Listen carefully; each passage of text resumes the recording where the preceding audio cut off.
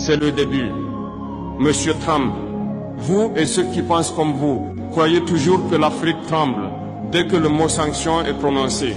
Vous pensez que fermer un robinet financier suffit à faire plier un peuple.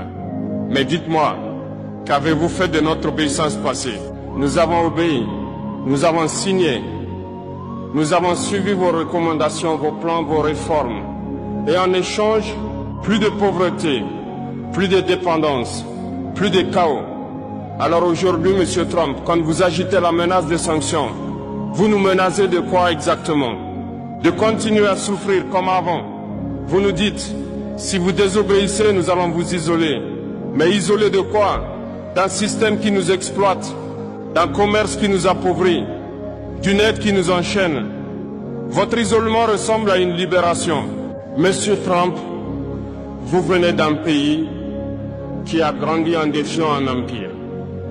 Vous devriez comprendre cela. Mais quand l'Afrique fait la même chose, vous appelez cela du danger, de l'irresponsabilité ou du radicalisme. Pourquoi ce qui est héroïque chez vous devient criminel chez nous? Vous parlez d'ordre mondial, mais cet ordre n'a jamais été juste.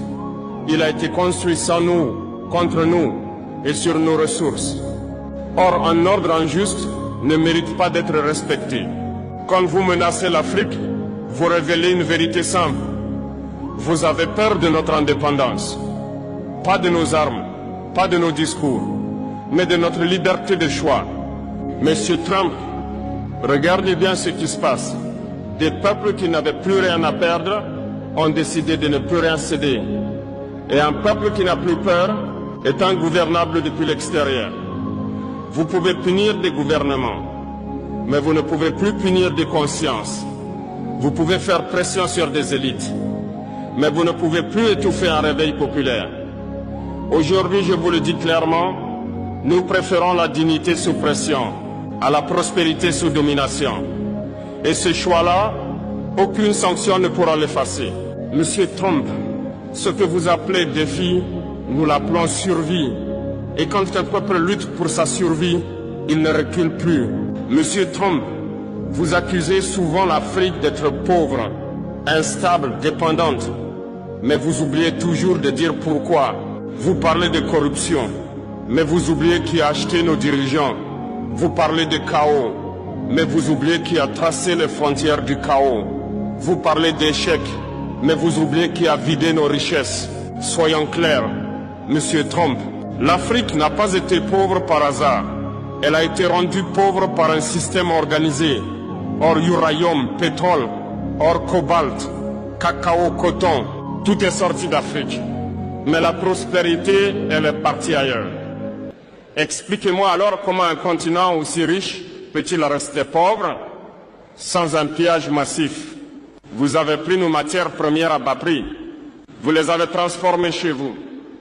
Puis vous nous les avez revendues plus cher. Et ensuite, vous avez osé nous donner des leçons de gestion. Monsieur Trump, ce n'est pas de l'économie. C'est un hold-up légalisé. Quand l'Afrique demande justice, vous parlez de populisme. Quand l'Afrique demande réparation, vous parlez de passé. Quand l'Afrique demande l'égalité, vous parlez de menaces. Mais le vrai danger, ce n'est pas notre discours. Le vrai danger, c'est que la vérité commence à circuler. Vous dites que nous ne savons pas nous gouverner.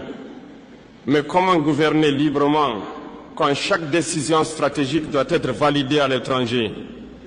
Quand nous nationalisons, vous criez au scandale. Quand nous reprenons le contrôle, vous parlez de radicalisation. Pourquoi, Monsieur Trump? Parce que vous perdez le contrôle. Pendant des décennies, vous avez décidé qui était fréquentable en Afrique. Un dirigeant docile était démocrate.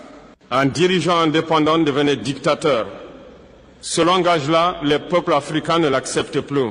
Monsieur Trump, vous avez pillé nos terres, nos ressources et parfois même nos rêves.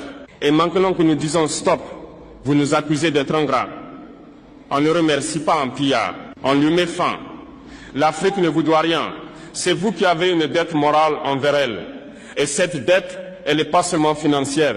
Elle est historique, elle est humaine. Ce que vous voyez aujourd'hui, Monsieur Trump. Qu'est-ce que tu penses de cette vidéo. Laisse ton point de vue dans l'espace commentaire. Tu likes la vidéo. Tu partages la vidéo parce que ça envoie un très bon signal à l'algorithme YouTube.